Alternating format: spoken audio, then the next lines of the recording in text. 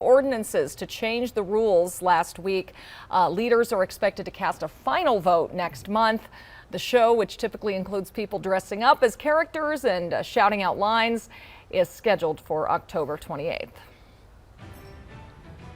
Well, we have some breaking news right now at 8 o'clock on Local 3. Littleton High School is closed today. The district says there's an electrical issue there and the building does not have full power.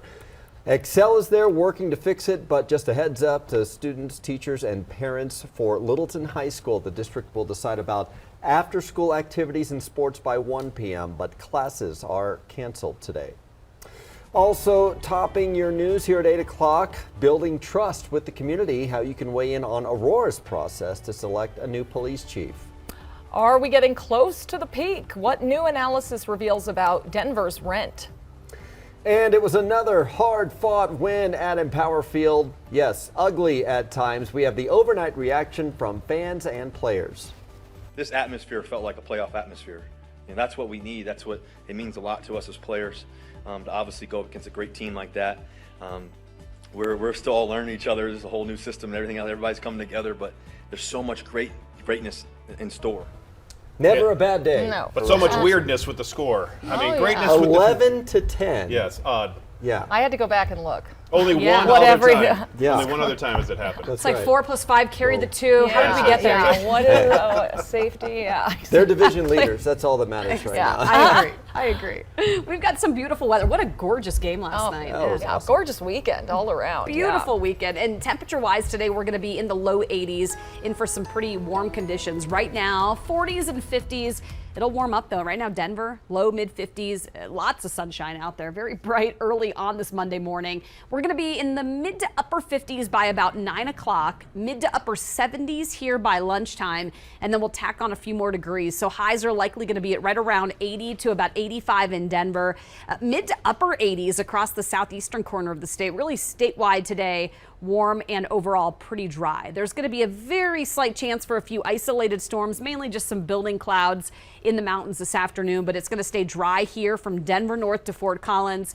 Lots of sunshine today. We'll see a better chance for a few thunderstorms here a little later in the week, and we'll take a closer look at that on our Super 7 Day coming up. Speaking of Fort Collins, coming out of Fort Collins, out of Greeley, out of Loveland and Johnson's Corner, had a crash on I-25 up to the north on that southbound side, right near, if you were going down to Berthoud. All lanes are now open finally, and traffic is returning back to normal, but not so lucky here as we have only eastbound side of, or the westbound side of Highway 34 open right now. We have a huge crash that's between Greeley and Kersey right now on 34 over there at County Road 49, as we have major restrictions in there right now. We also have some delays still on 6th Avenue and I-70 going to some of that sunshine. Wouldn't be surprised if sunshine was the cause of the crash that we had. Now moved to the shoulder on C470 at Santa Fe. A couple extra minutes through there. Half an hour in or out of the Denver Tech Center. They're still trying to clear up the last of the crash on 225 over by Mississippi.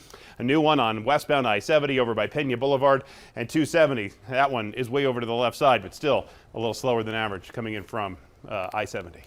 Thank you, Jason. Well, it is down to 2 candidates now for Aurora's next police chief, and the search process enters a new phase today. Denver 7's Brandon Richard is outside Aurora Police headquarters this morning. Part of this process will be talking to community members because, Brandon, this job is about rebuilding trust right now, too. Yeah, and Brian, whoever gets this job will have their work cut out for them. They'll be taking over a department that has faced an enormous amount of criticism and one that faces just a range of problems. And here over the next 3 days, the finalists will have an opportunity to explain how they would begin addressing all of those issues. And we're down to 2 finalists now after a third candidate withdrew their name from consideration last week. The 2 finalists are Scott Ebner and David Franklin. Now, Ebner has spent 27 years with the New Jersey State Police. Franklin is chief of staff of the Albuquerque Police Department. Now, if one of them is selected as Aurora's new police chief, they'll take over a department plagued by problems and under a consent decree following the death of Elijah McClain in police custody in 2019. Now, last year, Colorado's Attorney General found APD engaged in racially biased policing and excessive force. And you can see how that would be a problem in a city like Aurora, where people of color make up more than half of the city's population. In April, city officials fired the police chief, Vanessa Wilson, after just 2 years for failing to effectively manage the department and build morale. So today, the two men hoping to replace her will tour the police department and meet with employees. Tomorrow, they'll answer questions before a community panel, meet with faith and business leaders, and hold a meet and greet with citizens. And on Wednesday, Aurora's mayor and members of the city council will get an opportunity to speak with these two finalists, along with other city officials. And city leaders here in Aurora are hoping to hire a new police chief by the end of this year. We're live in Aurora this morning. Brandon Richard, Denver 7. Yeah, they need some stability there for sure. Thank you, Brandon. Well, today's interviews and community appearances come after a busy weekend for Aurora police. Investigators are looking for a suspect in a deadly shooting at a shopping center near Chambers and Iliff. 2 men were shot multiple times early Sunday. One died at the hospital. The other is recovering from serious injuries. Multiple cars and nearby businesses were also damaged by the gunfire. Aurora police also shot and killed a suspected car thief. This happened Saturday at Alameda and South Galena Street at the Aurora-Denver line. Denver's police chief says Aurora officers pulled over the vehicle with 2 people inside. One of the men ran from the vehicle and police chased him. 2 officers fired at that man when he took out a gun and threatened officers. Denver police are leading this investigation. The other man stayed in the vehicle and was arrested. All right, Broncos country, persistence paid off. That was the theme last night. Thank goodness for the defense, though, because you could feel the tension on the field and in the stands when the offense was on the field.